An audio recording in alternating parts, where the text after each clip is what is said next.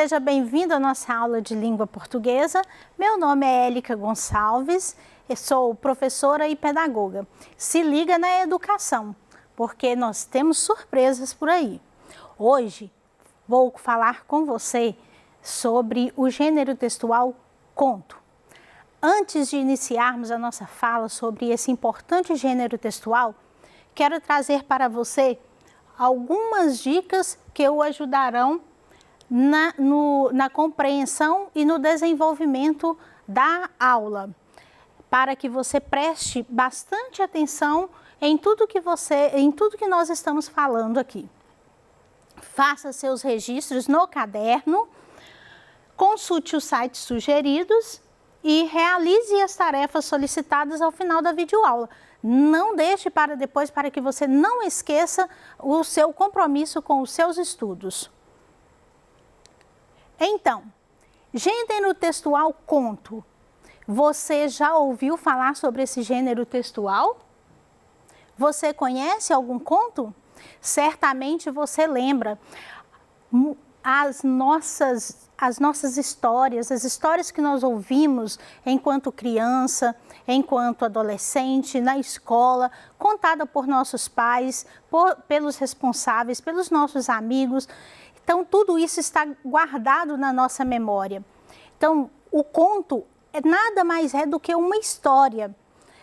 Só que ele tem alguns elementos que fazem parte e que nós vamos conhecer ao longo do desenvolvimento da nossa aula. Vamos lá? E você, sabe qual o objetivo do conto? O objetivo do conto é narrar, contar uma história. Na sua memória, lá, se você for buscar lá atrás, você vai lembrar de alguma história que alguém contou para você ou que você contou para alguém.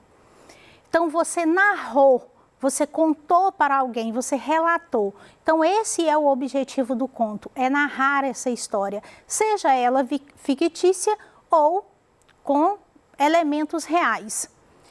Continuando a nossa aula, vamos saber o que é a definição do conto, o conceito, o que é o conto, a sua estrutura com os seus elementos formativos desse conto, quem faz parte, e dentro da análise linguística, nós vamos trabalhar com o discurso. O que é esse discurso? É a linguagem usual que se trabalha no conto, nesse gênero textual.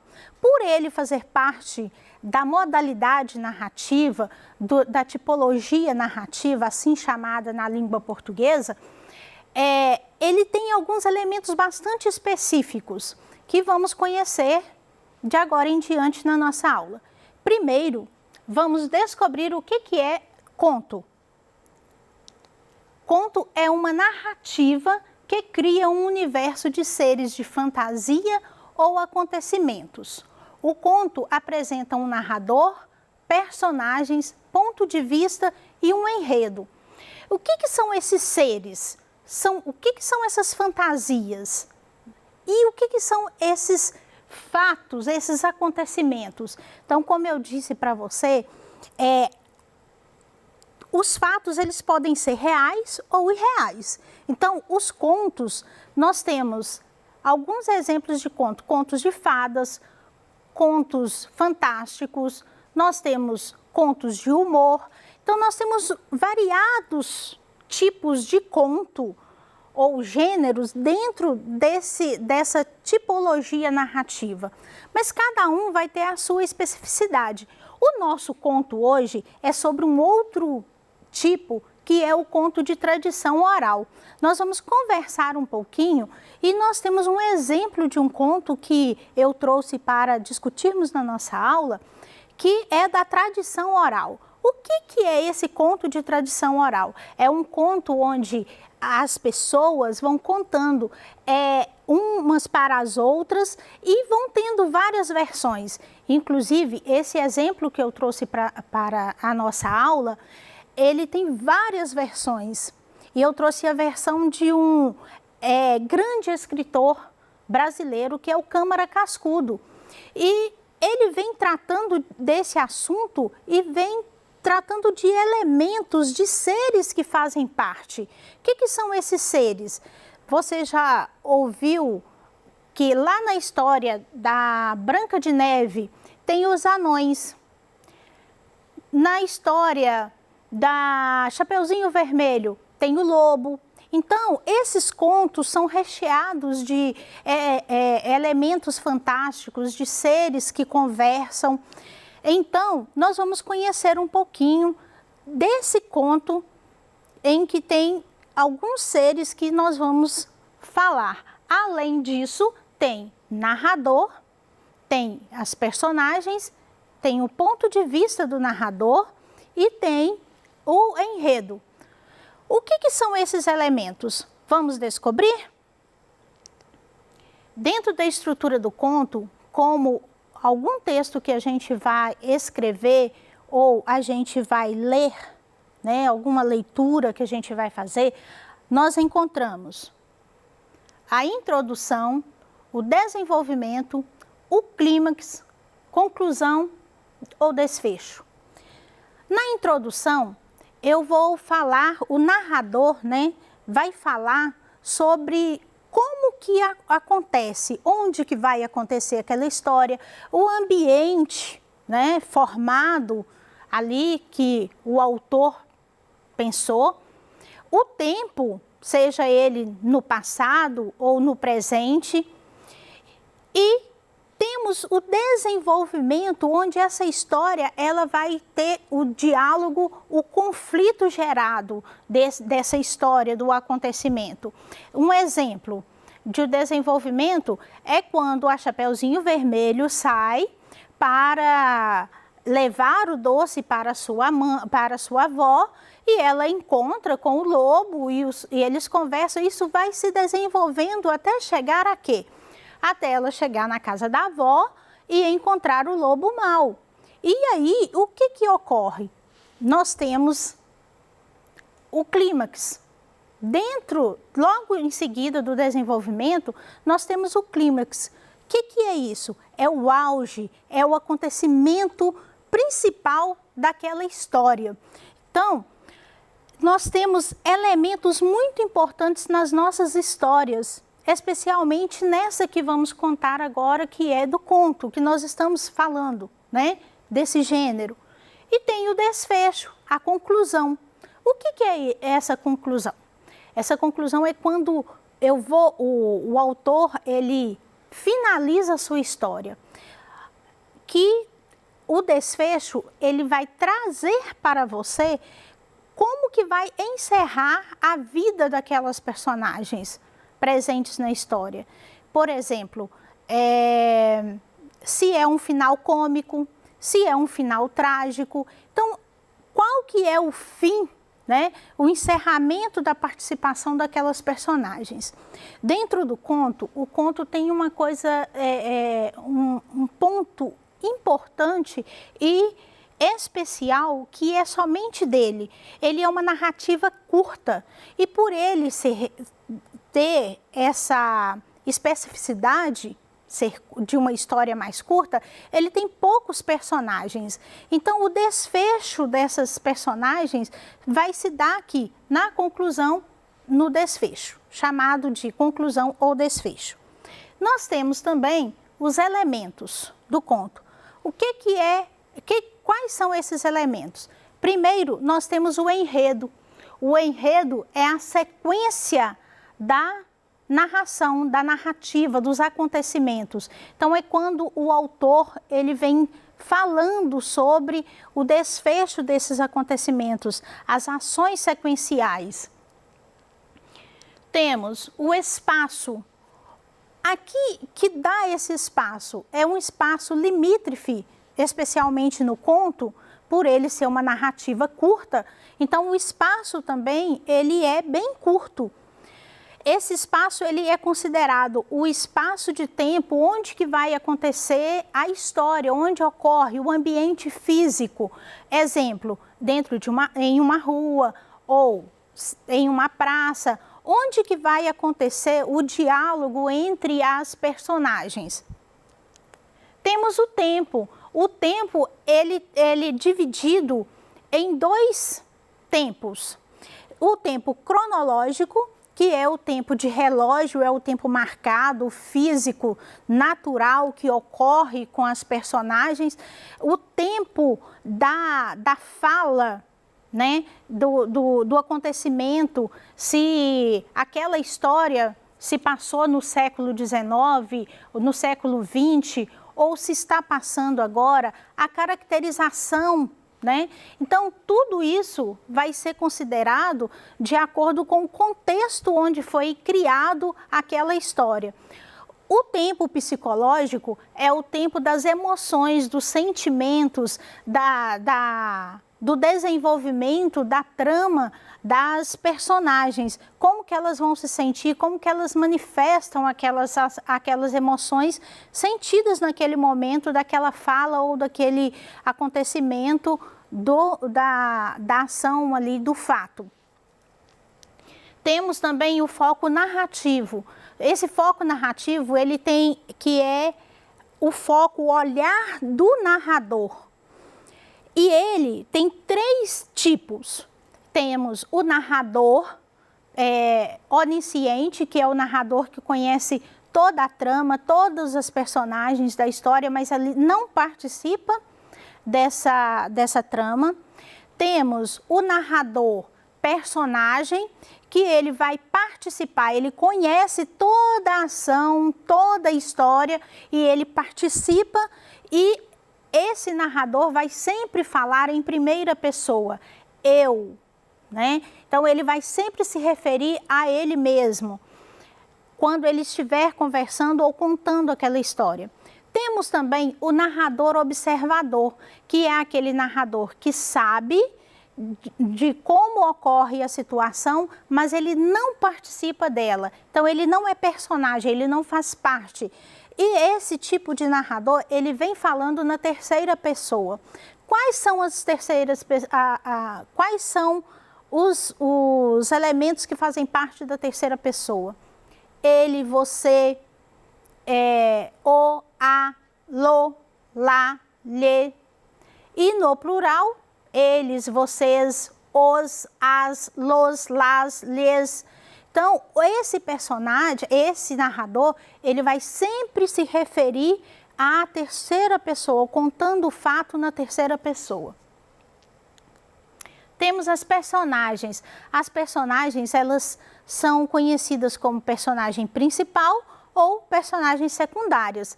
Dentro das personagens principais, temos o protagonista e o antagonista, conhecido normalmente como a mocinha ou o mocinho e a vilã ou o vilão.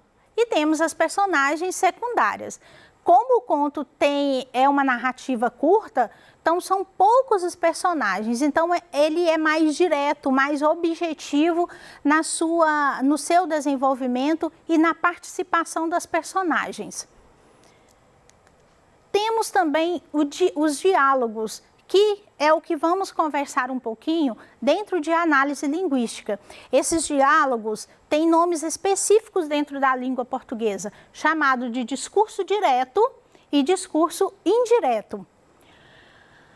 Temos também o epílogo. O que é o epílogo? O epílogo, ele também é conhecido como clímax. É quando a situação, o conflito se desenrola com esse diálogo que é sempre mantido entre as personagens. Então, é onde a história ela ocorre em um ponto que ele é fundamental naquela história. Você olha bem essa imagem. O que será que trará, né? Qual que será o título do nosso conto? Você já tem ideia? Observou bem o que essa imagem representa? É de um animal. Vamos descobrir o nome desse conto? O sapo com medo d'água. Mas sapo com medo d'água? Eu nunca tinha ouvido falar que sapo tinha medo d'água. Você sabe qual que é o ambiente em que o sapo vive? Vamos descobrir? Eu trouxe essa historinha para contar, compartilhar com você. O sapo com medo d'água. O sapo é esperto. Uma vez o homem agarrou o sapo e levou-o para os filhos brincarem. Os meninos judiaram dele muito tempo e, quando se fartaram, resolveram matar o sapo. Como haviam de fazer? Vamos jogar o sapo nos espinhos. Espinho não fura meu couro, dizia o sapo. Vamos queimar o sapo. Eu no fogo estou em casa. Vamos sacudir ele nas pedras? Pedra não mata sapo. Vamos furar de faca. Faca não me atravessa. Vamos botar o sapo dentro da lagoa. Aí o sapo ficou triste e começou a pedir com voz de choro. Me bote no fogo, na água eu me afogo, na água eu me afogo. Vamos para a lagoa, gritaram os meninos. Foram, pegaram o sapo por uma perna e tishbum, rebolaram lá no meio. O sapo mergulhou, veio em cima d'água, gritando satisfeito. Eu sou bicho d'água, eu sou bicho d'água. Por isso, quando vemos alguém recusar o que mais gosta, dizemos, é sapo com medo d'água. Luiz da Câmara Cascudo. Então, como eu disse no início, esse conto é de tradição oral e tem várias versões que você pode, se tiver curiosidade de conhecer outros com o mesmo título, você pode procurar para você conhecer as demais versões que existem. Continuando a nossa aula, o que esse conto nos diz? Ele vem falando da esperteza do sapo, que o sapo passou a perna nos meninos, ele enganou. E a atitude, tanto do sapo quanto dos meninos, foi correta? O que você acha disso? Reflita sobre. A ação de matar um animal é correta? Eu acho que não. Eu vou dar a minha opinião. Acredito que o respeito às outras pessoas e aos animais é fundamental. Então, a gente não deve maltratar os animais. Continuando a nossa aula, você sabe o significado das palavras abaixo? Judiaram e fartaram. Você já ouviu essas palavrinhas em algum local? Vamos descobrir? Eu trouxe a frase aqui para a gente discutir um pouquinho. Os meninos judiaram dele muito tempo. Judiaram significa maltratar, escarnecer. Lembra que eu falei? Eu dei a minha opinião. Então, os meninos judiaram, maltrataram o sapo. Então, não é certo maltratar os animais e nem as pessoas, né? E fartaram.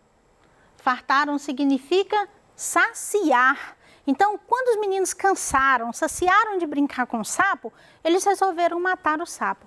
E é certo? Penso que não. Mas essa é minha opinião. E qual que é a sua? Dentro da análise linguística, nós vamos falar sobre discurso direto e indireto. São discursos utilizados no gênero narrativo para introduzir as falas e os pensamentos das personagens, se seu uso varia de acordo com a intenção do narrador. O que é o discurso direto? É quando a fala é direta das personagens, seguida da pontuação adequada.